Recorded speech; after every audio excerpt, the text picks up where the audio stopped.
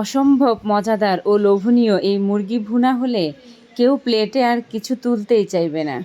আসসালামু আলাইকুম everyone, welcome to Shaila's kitchen. Shaila's kitchen থেকে আজকে আপনাদের জন্য পোলট্রি মুরগি ভুনা করে দেখাবো। এভাবে পোলট্রি বা ফার্মের মুরগি ভুনা করলে কেউ বুঝতেই পারবে না। চলেন তাহলে শুরু করি।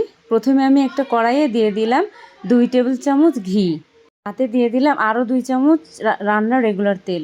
তেল এবং ঘি গরম হয়ে এলে তাতে আমি দিয়ে দিলাম ম্যারিনেট করে রাখা মুরগির মাংসগুলো আমি আগে থেকেই সামান্য পরিমাণ লবণ, হলুদের গুঁড়া, সামান্য মরিচের গুঁড়া এবং লেবুর রস দিয়ে ম্যারিনেট করে রেখেছিলাম। এপিঠ ওপিঠ উল্টে পাল্টে মাংসর পিসগুলোকে ভালো করে ভেজে নিব।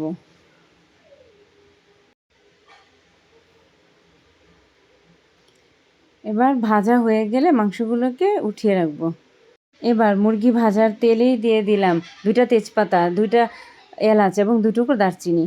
এবার দিয়ে দিলাম কুচি করে রাখা পেঁয়াজ, টমেটো এবং কাঁচামরিচ। দিয়ে দিলাম স্বাদ মতো লবণ এবং 2 চামচ আদা রসুন বাটা। এবার আদা রসুন বাটাটাকে ভালো করে পেঁয়াজের সাথে কষিয়ে নিব।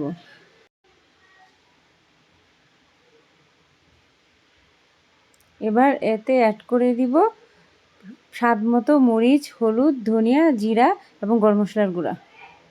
সামান্য পরিমাণ পানি দিয়ে মশলাগুলোকে এবার ভালো করে কষিয়ে নিব।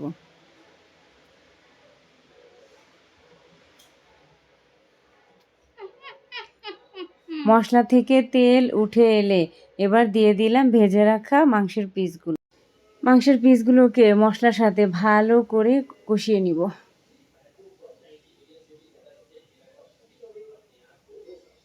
কষানো হয়ে গেলে এবার দিয়ে দিলাম পরিমাণ মতো পানি।